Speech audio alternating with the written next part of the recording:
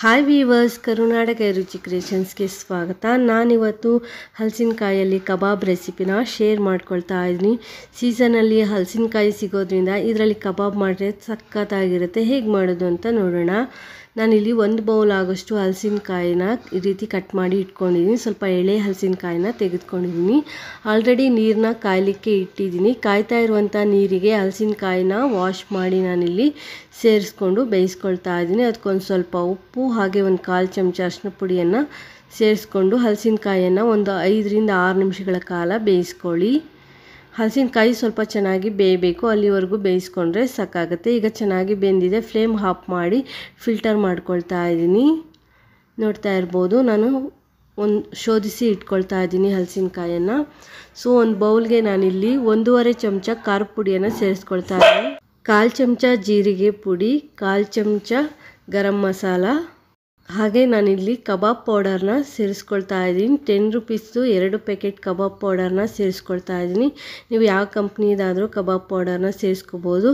ಹಾಗೆ 1.5 ಚಮಚ ಶುಂಠಿ ಬೆಳ್ಳುಳ್ಳಿ ಪೇಸ್ಟು. ಶುಂಠಿ ಬೆಳ್ಳುಳ್ಳಿ ಪೇಸ್ಟು 5 ರುಪೀಸ್ ಪ್ಯಾಕೆಟ್ ಬರುತ್ತಲ್ಲ, ಅದಾದರೂ ಸೇರಿಸ್ಕೋಬೋದು, ಅಥವಾ ಮನೆಯಲ್ಲೇ ಮಾಡಿರೋದಾದರೂ ಸೇರಿಸ್ಕೋಬೋದು. 1/4 ಚಮಚ ಅಕ್ಕಿ ಹಿಟ್ಟು, ಹಾಗೆ ಇಲ್ಲಿ ಕಡಲೆ ಹಿಟ್ಟನ್ನು ನಾನಿಲ್ಲಿ ಸೇರಿಸ್ಕೊಡ್ತಾ ಇದ್ದೀನಿ. ಕಡಲೆ ಹಿಟ್ಟು ಅಥವಾ ಕಾರ್ನ್ಫ್ಲೋರ್ ಯಾವುದಾದ್ರೂ ನೀವಿಲ್ಲಿ ತೆಗೆದುಕೋಬೋದು. ನಾನಿಲ್ಲಿ 1/4 ಚಮಚ ಕಡಲೆ ಹಿಟ್ಟು, 1/4 ಚಮಚ ಅಕ್ಕಿ ಹಿಟ್ಟನ್ನು ಸೇರಿಸ್ಕೊಂಡಿದ್ದೀನಿ. ಹಾಗೆ ರುಚಿಗೆ ತಕ್ಕಷ್ಟು ಉಪ್ಪನ್ನು ಸೇರಿಸ್ಕೊಳ್ತಾ ಇದ್ದೀನಿ. ಕಾರ್ನ್ಫ್ಲೋರ್ ಹಾಕಿದರೆ ಜಾಸ್ತಿ ಕ್ರಿಸ್ಪಿ ಬರುತ್ತೆ. ಸೊ ನಾನಿಲ್ಲಿ ಬಜ್ಜಿ ಹಿಟ್ಟನ್ನೇ ಸೇರಿಸ್ಕೊಂಡಿದ್ದೀನಿ. ಈಗ ಮೊದಲಿಗೆ ಒಣ ಇಂಗ್ರೀಡಿಯೆಂಟ್ಸ್ನೇ ಒಂದ್ಸಲ ಚೆನ್ನಾಗಿ ಮಿಕ್ಸ್ ಮಾಡ್ಕೊಳ್ಳಿ.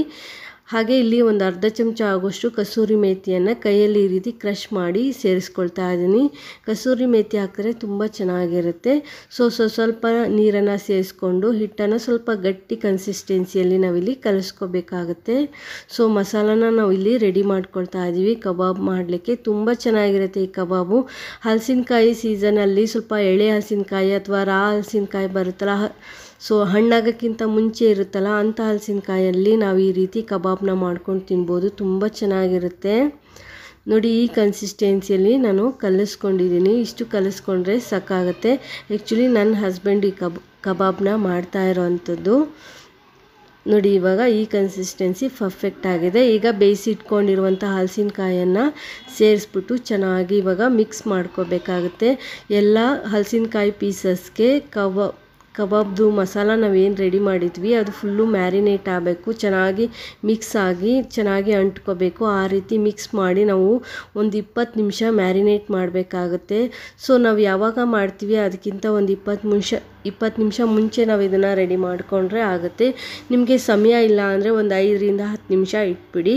ಸೊ ಇವಾಗ ನೋಡಿ, ಈ ರೀತಿ ಚೆನ್ನಾಗಿ ಮಿಕ್ಸ್ ಮಾಡ್ಕೋಬೇಕು. ಮಸಾಲ ಚೆನ್ನಾಗಿ ಹಿಡಿಬೇಕು ಹಲಸಿನಕಾಯಿ ಪೀಸಸ್ಗೆ. ಈ ರೀತಿ ಮಾಡಿ ಒಂದು 20 ನಿಮಿಷ ನಾವು ಮ್ಯಾರಿನೇಟ್ ಮಾಡಿ ಇಟ್ಬಿಡ್ತೀವಿ. ಸೊ ಇದನ್ನ ನೆನೆಲಿಕ್ಕೆ ಬಿಟ್ಬಿಡಿ, ಒಂದು 20 ನಿಮಿಷ ಸಾಕಾಗುತ್ತೆ. ಅಷ್ಟರೊಳಗೆ ನಾನು ಎಣ್ಣೆಯನ್ನು ಕಾಯಲಿಕ್ಕೆ ಇಡ್ತಾ ಇದ್ದೀನಿ. ಎಣ್ಣೆಯನ್ನು ಮೀಡಿಯಮ್ ಉರಿನಲ್ಲಿ ಕಾಯಲಿಕ್ಕೆ ಇಟ್ಟಿದ್ದೆ. ಎಣ್ಣೆ ಚೆನ್ನಾಗಿ ಕಾದ ನಂತರ ಇವಾಗ ಹಲಸಿನಕಾಯಿ ಪೀಸಸ್ನ ಎಣ್ಣೆಗೆ ಸೇರಿಸ್ಕೊಳ್ತಾ ಇದ್ದೀವಿ. ಸೊ ಈ ಕಬಾಬ್ ತುಂಬಾ ಟೇಸ್ಟಿಯಾಗಿರುತ್ತೆ ಅಂತಲೇ ಹೇಳ್ಬೋದು. ಈಗ ಹಾಲಿಡೇಸ್ ಇರೋದ್ರಿಂದ ಈ ಸೀಸನಲ್ಲಿ ಹಲಸಿನಕಾಯಿ ಸಿಗುತ್ತೆ. ಮಕ್ಕಳಿಗೆ ಈ ರೀತಿಯೆಲ್ಲ ಮಾಡಿಕೊಟ್ರೆ ತುಂಬಾ ಇಷ್ಟಪಟ್ಟು ತಿಂತಾರೆ ಅಂತಲೇ ಹೇಳ್ಬೋದು. ಮೀಡಿಯಮ್ ಊರಿನಲ್ಲೇ ಇಟ್ಕೊಂಡು ಮಾಡ್ಕೊಳ್ಳಿ. ಸೊ ಒಂದೊಂದೇ ಪೀಸಸ್ನ ನಾವು ಈ ರೀತಿ ಎಣ್ಣೆಗೆ ಸೇರಿಸ್ಬಿಟ್ಟು ನೊರೆ ಅಂಶ ಏನು ಬರ್ತಾ ಇದೆ ಅದು ಸ್ವಲ್ಪ ನೊರೆ ಅಂಶ ಕಡಿಮೆ ಆಗಬೇಕು, ಅಲ್ಲಿವರೆಗೂ ನೀವು ತಿರುವಾಕ್ಲಿಕ್ಕೆ ಹೋಗಬೇಡಿ. ಸ್ವಲ್ಪ ನೊರೆ ಅಂಶ ಕಡಿಮೆ ಆದ ನಂತರ ನೀವು ಮಿಕ್ಸ್ ಮಾಡಿಕೊಂಡು ಚೆನ್ನಾಗಿ ಬೇಯಿಸ್ಕೊಳ್ಳಿ. ಎಲ್ಲ ಸೈಡು ಹೊಂಬಣ್ಣ ಬರಬೇಕು, ಹಾಗೆ ಕ್ರಿಸ್ಪಿ ಆಗಬೇಕು, ಅಲ್ಲಿವರೆಗೂ ಬೇಯಿಸ್ಕೋಬೇಕಾಗುತ್ತೆ. ಒಂದು 2 ರಿಂದ 3 ನಿಮಿಷಗಳ ಕಾಲ ಟೈಮ್ ತೆಗೆದುಕೊಳ್ಳುತ್ತೆ ಬೇಯಲಿಕ್ಕೆ. ಸೊ ಮೀಡಿಯಮ್ ಟು ಹೈ ಫ್ಲೇಮಲ್ಲಿ ಇಟ್ಕೊಂಡೆ ಬೇಯಿಸ್ಕೊಳ್ಳಿ. ನೋಡ್ತಾ ಇರ್ಬೋದು, ಇವಾಗ ನೊರೆ ಎಲ್ಲ ಸ್ವಲ್ಪ ಕಡಿಮೆ ಆಗಿದೆ, ಬಣ್ಣನೂ ಚೇಂಜ್ ಆಗ್ತಾ ಇದೆ. ಇನ್ನೂ 1 ನಿಮಿಷ ಫ್ರೈ ಮಾಡ್ಕೋಬೇಕಾಗುತ್ತೆ. ಸ್ವಲ್ಪ ಕ್ರಿಸ್ಪಿ ಆಗಬೇಕು, ಅಲ್ಲಿವರೆಗೂ ಫ್ರೈ ಮಾಡ್ಕೊಳ್ಳಿ. ನೋಡಿ, ಇವಾಗ ಸ್ವಲ್ಪ ಕ್ರಿಸ್ಪಿ ಆಗಿದೆ. ಈ ಕ್ರಿಸ್ಪಿ ಆದ ನಂತರ ನಾನಿವಾಗ ತೆಕ್ಕೊಳ್ತಾ ಇದ್ದೀನಿ ಒಂದು ಬೌಲ್ಗೆ. ಇದೇ ರೀತಿ ಉಳಿದಿರೋ ಅಂಥದ್ದನ್ನು ಸಹ ನೀವು ಮಾಡ್ಕೊಳ್ಳಿ. ತುಂಬ ಚೆನ್ನಾಗಿ ಬರುತ್ತೆ, ತುಂಬಾ ಟೇಸ್ಟಿಯಾಗಿರುತ್ತೆ ಅಂತಲೇ ಹೇಳ್ಬೋದು. ಒಂದ್ಸಲಿ ಈ ಕಬಾಬ್ನ ಟ್ರೈ ಮಾಡಿ ನೋಡಿ, ಹೇಗೆ ಬಂದಿದೆ ಅಂತ ಕಮೆಂಟ್ ಮಾಡಿ ತಿಳಿಸಿ. ಈ ವಿಡಿಯೋ ಏನಾದರೂ ನಿಮಗೆ ಇಷ್ಟ ಆದರೆ ಪ್ಲೀಸ್ ಒಂದು ಲೈಕ್ ಕೊಡಿ. ಹೊಸದಾಗಿ ಚಾನಲ್ ನೋಡೋರು ಸಬ್ಸ್ಕ್ರೈಬ್ ಮಾಡಿಕೊಂಡು ನೋಡಿ. ಹಾಗೆ ಪಕ್ಕದಲ್ಲಿರುವಂಥ ಬೆಲ್ ಐಕಾನ ಕ್ಲಿಕ್ ಮಾಡಿ ಆಲ್ ಬಟನ್ನ ಒತ್ತಿ ನೆಕ್ಸ್ಟ್ ಹಾಕೋ ವಿಡಿಯೋ ನೋಟಿಫಿಕೇಷನ್ಗಾಗಿ. Thanks for watching this video. Take care. Have a nice day.